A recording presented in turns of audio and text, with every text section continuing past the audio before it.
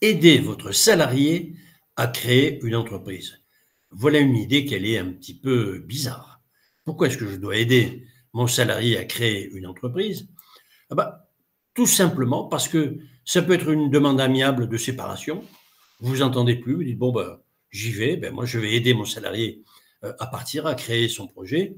C'est un projet fort auquel tient le salarié qui a été fidèle pendant de nombreuses années, mais il peut aussi s'agir, et ça c'est un exemple que je pourrais vous montrer, il peut s'agir de la création d'une franchise au bénéfice des deux parties. Donc, voilà le système qui va vous permettre d'aider un salarié à créer instantanément une entreprise sans en prendre tous les risques. Première étape, comme pour tous les projets, le salarié va rencontrer le CEP, le Conseil en évolution professionnelle. Vous savez comment on les trouve, hein, mon CEP permet de trouver des CEP un peu partout. Et d'ailleurs, vous n'êtes même pas obligé de trouver un CEP qui habite à côté de chez vous. Vous pouvez avoir une rencontre web avec un CEP qui est de l'autre côté de la France et dont on vous a dit du bien. Vous avez au total 1400 bureaux de CEP qui peuvent vous accueillir.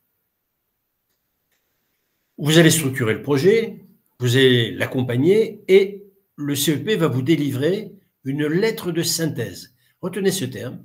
Cette lettre de synthèse facilite l'accord des financeurs qui vont intervenir ensuite. Donc c'est bien noté, je rencontre le CEP. Deuxième étape, je vais solliciter une association qui s'appelle Transition Pro. Alors, vous embêtez pas, on a simplement changé le nom. Transition Pro, c'est ce qu'on appelait le fonds GESIF. C'est une association régionale qui permet justement de mettre en place un projet de transition qu'on appelait avant le CIF. D'accord? Donc, fastoche, je fais une demande à Transition Pro. Comme ils ont une lettre positive du CEP, ils vont me dire oui la plupart du temps. Et s'ils ne me disent pas tout de suite oui, le conseiller du CEP pourra même leur téléphoner pour leur dire du bien de ma candidature. C'était la deuxième étape. Et puis, la troisième étape, c'est de revoir mon employeur. Je vais voir mon employeur avec la lettre du CEP qui dit oui, c'est un bon projet, qui a des demandes et M. Fernandez pourra très bien mener ce projet. Deuxièmement, j'ai une lettre de l'association Transpro qui me dit qu'ils sont prêts à me financer le stage. Et maintenant, j'ai besoin que l'employeur m'autorise à partir en congé. Eh bien, il va m'autoriser à partir puisque, grosso modo, la loi aujourd'hui, et d'ailleurs, vous pouvez me rappeler si vous ne savez pas comment, mais la loi fait que, grosso modo, on ne peut même pas refuser, ni même repousser un congé. C'est 3 étapes. Et puis arrive la 4e étape. Je demande à être reçu par le directeur d'agence de France Travail. Je suis muni de ces 3 accords, l'accord du CEP, l'accord de Transpro et l'accord de l'employeur.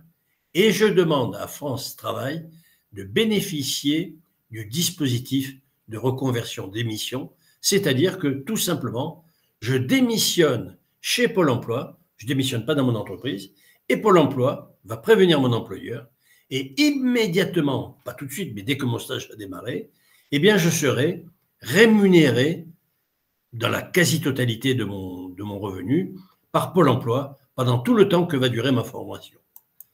Et en moyenne, on a fait un petit calcul, en moyenne, ça fait économiser 20 000 euros. C'est-à-dire que pendant toute la formation, mon salaire est garanti par Pôle emploi et ainsi que le coût de la formation elle-même. 20 000, excusez-moi, ce n'est pas une moyenne, c'est vraiment le minimum. Mais ça peut être beaucoup plus. Je répète, tant que ma formation n'est pas terminée, je suis rémunéré par Pôle emploi. Et alors l'intérêt, bien sûr, c'est que le salarié peut immédiatement créer son entreprise et percevoir une rémunération dès le début. Vous imaginez combien de milliers d'entreprises et de dizaines de milliers d'emplois on pourrait créer si les Français étaient simplement au courant que ça existe. Voilà ce que je voulais vous dire.